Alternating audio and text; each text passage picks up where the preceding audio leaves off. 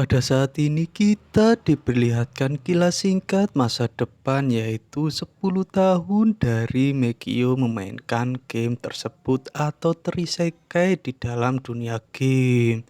Dia kembali lagi ke tempat desa dia pertama kali masuk ke dunia game tersebut bersama 5 wanita cantik. Ada juga Roxanne di sana. Apakah ini harem, guys? Ya, kita tunggu saja ya sampai cerita ini selesai. Saat Mekio berjalan di desa tersebut, dia melihat seorang anak yang rambutnya sangat berbeda dengan penduduk dunia tersebut, yaitu rambutnya berwarna hitam. Saat Mekio melihat identitas anak tersebut bernama Mio, dan anak tersebut juga sangat mirip dengan sang MC kita. Lalu dia pun mengingatnya kalau dia juga pernah bercocok tanam di desa tersebut sebelum pergi ke kota. Waduh, dasar nih MC, bisa saja. Dia pun mendekati Mio dan mereka pun mengobrol. Setelah anak itu mengatakan kalau ayahnya sudah meninggal, Mekio memberikan pedang pertamanya kepada anak tersebut sebagai hadiah. Dia juga mengatakan kepada Mio untuk selalu menjaga anaknya. Padahal dia kan bapaknya ya guys ya. Kenapa nggak ngomong kalau dia itu bapaknya gitu loh ya. Kasihan anak itu ditelantarkan. Waduh, aduh, bercanda-bercanda. Setelah mendapatkan pedang, Mio pun pergi dari tempat tersebut dan menghampiri ibunya yang sedang menunggunya. Lalu Mekio pun pergi juga dari desa tersebut. Kembali lagi ke masa sekarang, Mekio yang masih mengumpulkan uang untuk membeli Roxanne. Dia sangat ingin cepat sekali membeli Roxanne. Lalu dia pun mengingat perkataan dari Alan sang penjual Buddha untuk cepat-cepat mendapatkan uang, yaitu dengan cara berburu di labirin atau berburu para bandit.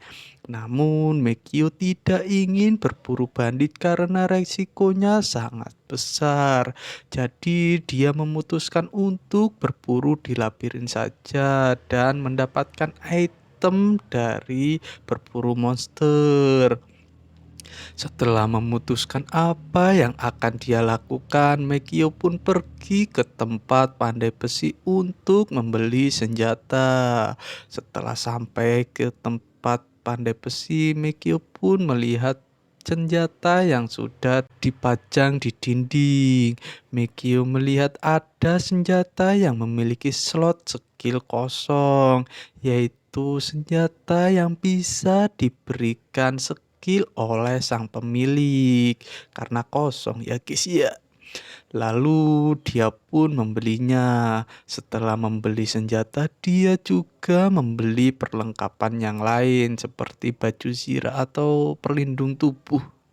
Setelah membeli keperluannya, Mekio pun lantas bergegas ke tempat labirin untuk berburu. Karena dia baru pertama kalinya memasuki labirin, Mekio pun menyentuh portal masuk labirin. Setelah dia masuk, Mekio pun lantas berkeliling untuk mencari monster yang akan dia buru. Karena tidak menemukan monster, Mekio pun mulai melihat statusnya sendiri. Dia melihat pekerjaannya dan juga skill miliknya. Dia juga mendapatkan skill untuk berteleportasi. Karena penasaran, Mekio pun mencoba untuk berteleportasi. Setelah berhasil, Mekio pun mencoba untuk kedua kalinya. Namun itu gagal guys ya. Karena merasa kesal, Mekio pun lantas pergi untuk mencari monster dengan berjalan sangat gontai. Namun tepat pada saat itu juga dia bertemu dengan monster kayu atau monster pohon lah ya. Setelah melihat monster tersebut, Mekio pun lantas menguji kekuatannya. Namun hanya sekali tebas monster tersebut langsung tumbang dan dia pun mendapatkan item berupa ranting. Setelah mengalahkan monster pertama, Mekio pun langsung bertemu monster lagi. Karena penasaran dengan skill miliknya yang lain, Mekio pun mencobanya. Dan ternyata itu adalah skill yang membuat musuh di sekitarnya menjadi sangat lambat ya, seperti stopwatch. Karena terlalu lama menggunakan skill tersebut, tiba-tiba Mekio merasakan frustasi dan monster tersebut langsung mendapatkan kecepatannya lagi atau kembali ke semula. Mekio yang diserang pun langsung terkejut dan secara refleks dia menebas monster tersebut. Mekio yang menyadari itu kalau dia merasa frustasi dan lelah itu karena kehabisan MP atau mana. Setelah mengetahui penyebabnya, Mekio pun mulai mengerti konsep dari hal tersebut. Dan perburuan pun selesai. Cepet banget sih. Oke, lanjut. Setelah selesai berburu, Mekio pun langsung menjual item yang sudah dia dapatkan. Setelah selesai mendapatkan uangnya, Mekio pun kembali ke penginapannya lagi.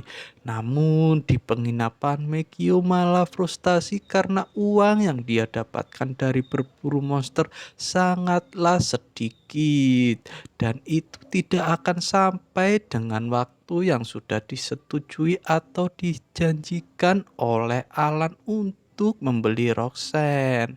Karena frustasi, Mekio pun tertidur ya, ngantuk lah ya. Keesokan paginya ya pagi banget lah ya, karena sangat semangat pengen segera beli Roxanne, Mekio langsung berangkat untuk berburu lagi. Karena ingat dia memiliki skill teleportasi, Mekio pun mencoba untuk segera pergi ke labirin menggunakan skill teleportasi. Namun setelah menggunakan skill tersebut, lagi-lagi Mekio merasa frustasi. Tapi dia pun langsung tersadar dan langsung mencari monster untuk mengembalikan MP-nya yang sudah habis. Setelah MP-nya penuh dan banyak menghabisi monster, Mekio pun mulai merasa lelah karena tenaganya yang sudah terkuras. Dan tidak sengaja Mekio duduk tepat di depan pintu ruangan rahasia. Karena penasaran, Mekio pun memasuki tempat tersebut karena berharap dia mendapatkan harta karun.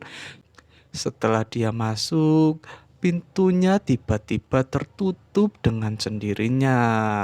Dan bukan harta karun yang dia temukan, malah monster kayu yang banyak, dan itu adalah sarang dari monster kayu. Mikio yang melihat itu pun mulai panik guys ya. Panik nggak? Panik lah, masa enggak? Setelah Mekio terkena serangan monster tersebut, dia semakin panik dan ingin segera pergi dari tempat tersebut menggunakan skill teleportasi. Namun sayangnya itu tidak bisa digunakan. Karena sudah terlanjur, Mekio pun langsung bersiap untuk membantai para monster tersebut. dan dia pun langsung menggunakan skillnya. Setelah dia terkena serangan lagi karena efek MP yang sudah habis, Meikyo mulai memikirkan strategi, menggunakan skill dan membunuh monster, lalu dia langsung berlari ke tempat yang jauh supaya tidak terkepung. Karena strategi yang dia gunakan layak, Meikyo pun mulai membantai monster-monster tersebut menggunakan strategi. Dan akhirnya Meikyo pun membantai monster-monster tersebut karena sangat semangat ingin segera melihat bobanya Roxanne.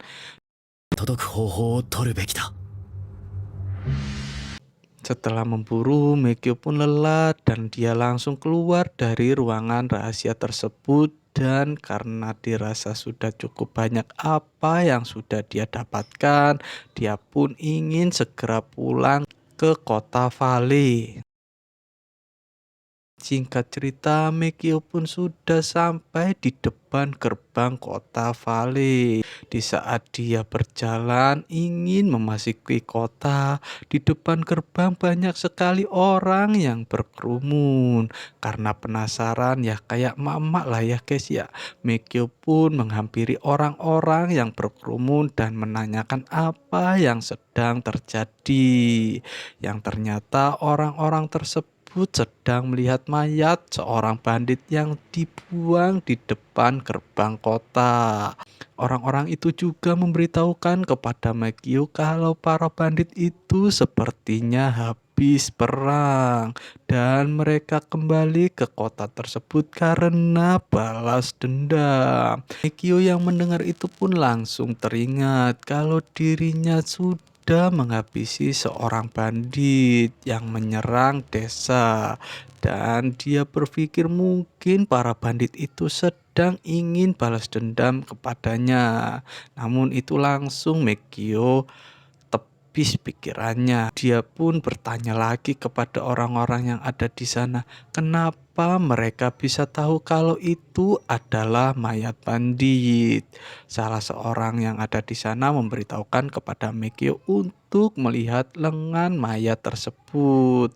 Dan ternyata tangan mayat tersebut dipotong. Pertanda itu adalah mayat bandit dan tangan itu adalah tempat identitasnya berada, dan itu bisa ditukar dengan hadiah buronan ke kesatria yang ada di kota. Meikyo yang menyadari adanya hadiah buronan pun sontak terkejut, dan dia pun memikirkan sesuatu dan lantas pergi dari tempat tersebut. Sambil berjalan pergi, Meikyo memikirkan untuk cepat mendapatkan uang dengan berburu bandit akan cepat membeli Roxanne atau memberi bobanya lah ya. Yang kepikiran bobanya aja sih, dasar lelaki nih. Tapi memang wanita itu memang bikin gelap mata ya nggak sih, anjay. 他に手はない。盗賊を狩ろう。